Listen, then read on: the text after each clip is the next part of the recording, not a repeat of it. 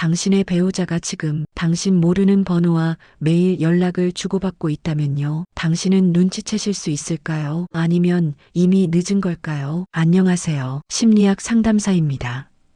오늘은 조금 불편할 수도 있고 어쩌면 너무 익숙해서 더 아플 수도 있는 이야기, 바로 불륜의 심리학에 대해 말씀드리려고 합니다. 저는 누가 옳다, 그르다 재판하듯 판단하려는 게 아닙니다. 상담실에 찾아왔던 50대, 60대 내담자들의 사례를 토대로 불륜의 사랑은 어떻게 생기고 얼마나 가고 어떤 패턴으로 흐르는지 그 심리를 이해해 보려 합니다. 58세 전업주부 선영의 외로움, 겉으로는 멀쩡한 결혼생활. 첫 번째 사례는 58살 전업주부 선영가명 씨 이야기입니다. 박사님, 저는요, 남편을 버릴 생각은 단 한 번도 해본 적이 없어요. 정말이에요. 그냥 제가 너무 외로웠어요. 선영 씨 남편은 평생 성실하게 회사 다녔습니다. 술, 도박, 폭력, 아무것도 없었습니다. 겉으로 보면 괜찮은 남편이었습니다. 하지만 집에서는 저녁 밥상 앞에서도 TV만 멍하니 바라보는 남편. 당신,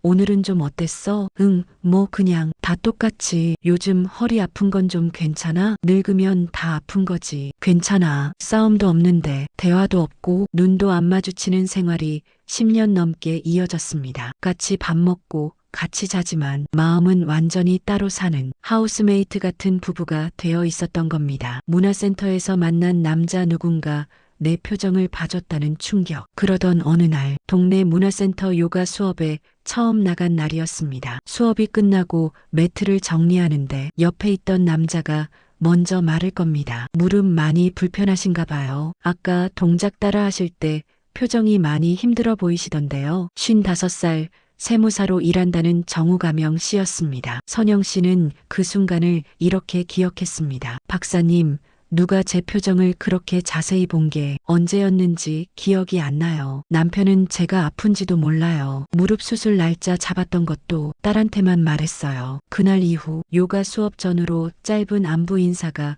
오가기 시작합니다. 오늘은 무릎 좀 괜찮으세요? 지난번에 말씀하신 찜질팩 해보셨어요? 대단한 말이 아닙니다. 그런데 선영 씨는 집에 와서도 그 짧은 말들이 머릿속에서 계속 맴돌았다고 합니다. 이렇게 오랫동안 투명 인간처럼 지내던 사람이 누군가에게서 아주 작은 관심을 받는 순간 불륜의 씨앗이 심리적으로 움트기 시작합니다. 비밀의 시작과 합리화. 우린 그냥 운동 친구야. 얼마 지나지 않아 문화센터 단체 채팅방에서 개인 메시지가 오기 시작합니다. 오늘은 걸음걸이가 훨씬 가벼워 보이셨어요. 운동 효과가 나나 봐요. 선영 씨도 답장을 보냅니다. 덕분이에요. 알려주신 스트레칭 집에서 하고 있어요. 남편이 묻습니다. 오늘 문화센터 갔다 왔지? 응, 뭐 했어? 그냥 운동하고 왔지. 그 순간 선영 씨는 속으로 이렇게 느꼈습니다. 정우 씨 얘기는 굳이 안 해도 되겠지. 바로 이 지점에서 배우자에게 굳이 숨길 필요 없는 일을 숨기기 시작합니다. 심리학적으로 보면 이때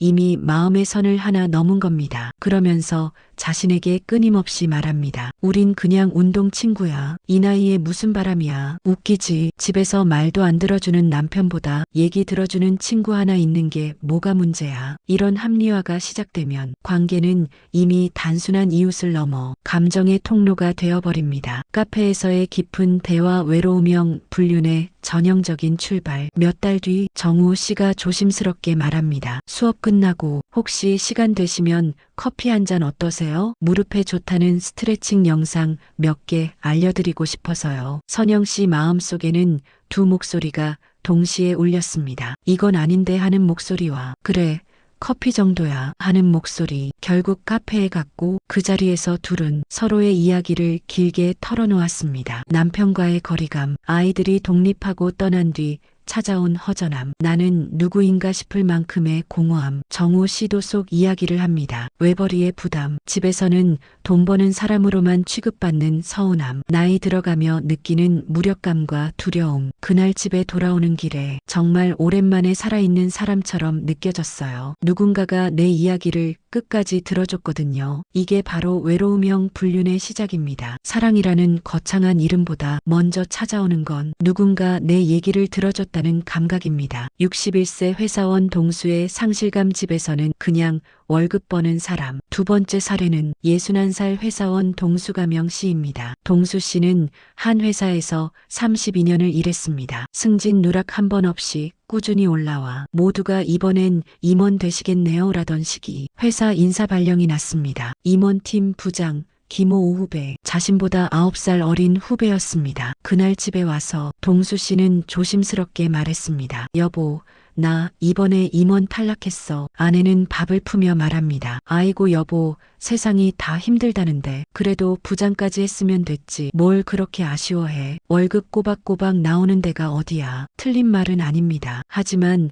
동수 씨 귀에는 당신이 얼마나 상처받았는지 그 마음은 별로 중요하지 않다. 이렇게 들렸습니다. 그날 이후 동수 씨는 집에서 말을 줄였습니다. 아내도 알고 있었습니다. 상처받아서 그러겠지. 하지만 어떻게 다가가야 할지 몰라 서로의 침묵만 길어졌습니다. 회사에서의 인정과 후배 여성 지은 부장님이 있어서 회사가 버텨요. 회사에서는 전혀 다른 일이 벌어지고 있었습니다. 야근이 잦아지던 어느 날 함께 남아있던 후배 여직원 지은가명 씨가 커피를 건네며 말합니다. 부장님, 솔직히 이번 인사 저는 아직도 이해가 안 돼요. 부장님이 계셔서 이 팀이 굴러가는 건데 그 말 한마디에 동수 씨는 심장이 쿵 내려앉는 느낌을 받았습니다. 집에서는 그래도 월급 나오잖아. 다 힘들어. 회사에서는 부장님이 있어서 회사가 버텨요. 어디에서 더 존재감을 느끼게 될까요? 지은 씨는 야근 때마다 말했습니다. 오늘도 수고 많으셨어요. 진짜 가까이서 보면 부장님이 팀 기둥이에요. 처음엔 상사와 후배였지만 몇 달이 지나며 퇴근 후 둘만의 식사, 서로 집안 이야기까지 나누는 사이가 됩니다. 감정의 선을 넘는 순간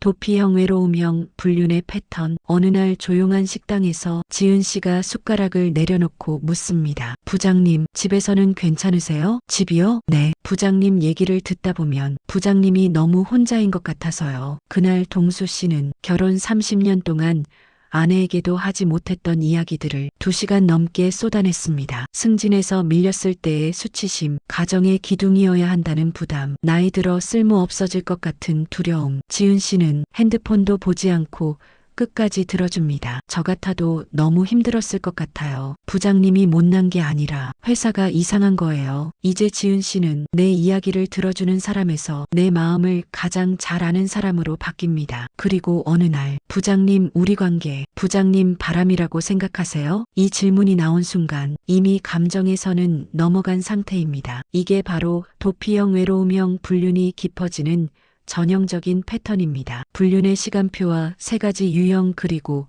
우리가 던져야 할 질문. 상담실 사례를 보면 불륜 관계에는 대략 이런 시간표가 있습니다. 처음 3개월, 강렬한 설렘과 중독에 가까운 감정. 문자 하나만 와도 하루가 행복해요. 출근길이 설레요. 6개월이 지나면 달콤함과 함께 불안이 올라옵니다. 들키면 어떡하지? 걸리면 내 인생은? 그래서 더 자주 만나고 더 과감한 말을 합니다. 당신뿐이야. 난 이미 마음속으로 이혼했어. 1년을 넘기면 현실적인 질문이 등장합니다. 우린 어떻게 될까? 언제까지 이렇게 몰래 만나야 해? 당신은 나랑 살 거야. 지금 가족이랑 살 거야? 이때부터 관계는 위로하는 관계에서 서로에게 결정을 요구하는 관계로 바뀝니다. 여기서 많은 관계가 깨집니다. 이 과정에서 제가 자주 보는 유형 3가지는 1. 외로움형, 불륜, 선형 씨처럼 말이 사라진 부부 사이에서 생기는 불륜. 2. 복수형, 불륜, 배우자의 외도무시 폭언에 상처받은 사람이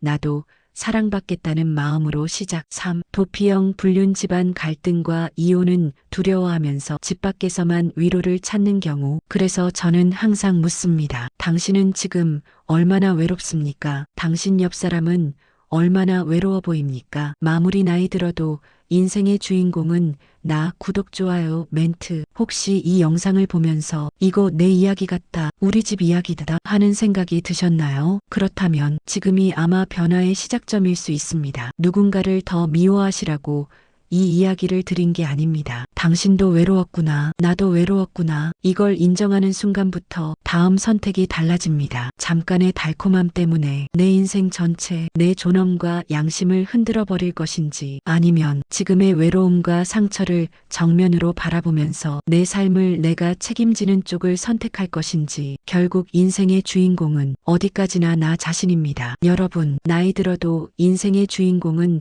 바로 당신입니다. 오늘 이야기가 누군가를 더 미워하는 대신 내 마음과 내 곁 사람의 외로움을 한 번 더 돌아보게 하는 작은 계기가 되었으면 좋겠습니다. 이런 심리학 이야기와 중장년층의 마음을 다루는 콘텐츠를 앞으로도 계속 함께하고 싶으시다면 구독과 좋아요, 그리고 알림 설정과 주변 지인에게 공유까지. 당신에겐 무료지만 저에게는 정말 큰 힘이 됩니다. 오늘도 여기까지 함께해 주셔서 고맙습니다. 여러분의 마음 정말 수고 많으셨습니다.